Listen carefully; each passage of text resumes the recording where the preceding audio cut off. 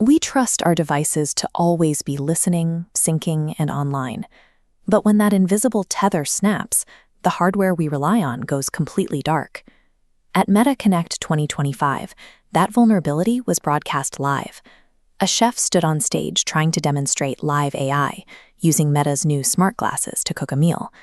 Instead of helping him, the system completely froze. The demonstration ground to a halt, forcing CEO Mark Zuckerberg to step in, move the presentation along, and put the blame on the building's Wi-Fi. But the Wi-Fi was flawless. Following the event, Meta CTO Andrew Bosworth revealed that the chef's voice prompt had triggered a chain reaction. His command activated every single pair of smart glasses in the building at once, effectively drowning the system in its own signal. This animated diagram illustrates exactly what went wrong. All those glasses instantly fired data streams at Meta's development server at the exact same time, pushing it to critical overload. Meta had inadvertently executed a massive distributed denial of service, or DDoS, attack against itself. Zooming in on a single device reveals a race condition.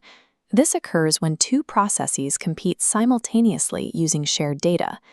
The display received a command to sleep at the exact instant an incoming call told it to wake up. The commands collided, locking the system. Meta engineers had never encountered this bug during rehearsal. They had uniquely routed all the event traffic through an isolated server, exposing a flaw that only appeared under this specific network stress. When one of the most sophisticated tech companies on Earth can accidentally break its flagship hardware in a highly controlled environment, our core assumption that devices should constantly ping a cloud server carries a serious structural risk. Now scale that risk up. An unresponsive pair of glasses is an inconvenience. But if this exact same network vulnerability strikes critical financial infrastructure, an entire metropolitan economy freezes in place. You can't just blame the Wi-Fi. That risk is exactly what the Bank of England is currently trying to mitigate. Through their Digital Pound Lab, they're exploring architectures for a highly resilient national digital currency.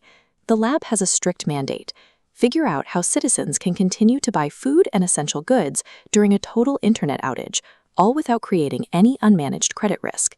The bottleneck they face is that modern financial systems are engineered with the exact same flaw as Meta's live demo. They require a continuous, uninterrupted connection to a central master server to verify and establish trust. When the utility of a system depends entirely on a remote server, the risk isn't just a glitch, it's a potential systemic blackout. By making offline functionality a core architectural requirement, the goal is to prevent a local network failure from becoming a societal one. This split-screen diagram shows a technical fix built by a tech firm called CrunchDish. It's an architecture known as governed offline payments. Instead of forcing a connection to the cloud, it establishes a direct local link between two devices. To make this work, the architecture separates a standard transaction into three distinct chronological phases: reservation, payment, and settlement. Operating as a Layer 2 solution, the two disconnected devices bypass the cloud entirely. They securely exchange an encrypted transaction authority token across their localized connection. That authority survives beyond the immediate session. The transaction is legally binding and is solidly embedded in the receiving device's local storage. Later, whenever those devices eventually regain internet access, they automatically upload their locally stored tokens to update the central bank ledger. By localizing trust and separating the final settlement from the immediate action, this architecture completely eliminates the central server bottleneck that derailed Meta's live demo. For over a decade, the tech industry has been obsessed with cloud computing. Devices have been engineered with the assumption that constant syncing is the default state of technology. That assumption is a liability. As digital systems grow larger, from individual AI variables to the national currency powering an economy, relying on a master server introduces a critical single point of failure. We have to change how we measure technological advancement. It is no longer about how fast a device communicates with the cloud. It is about how elegantly it functions when completely isolated. The Bank of England's offline ledger proves that continuous connection isn't necessary for high-stakes security. Consumer hardware, like Meta's smart glasses, will need to adopt this exact same offline-first philosophy to remain reliable. The systems that last will be those that prioritize their own autonomy.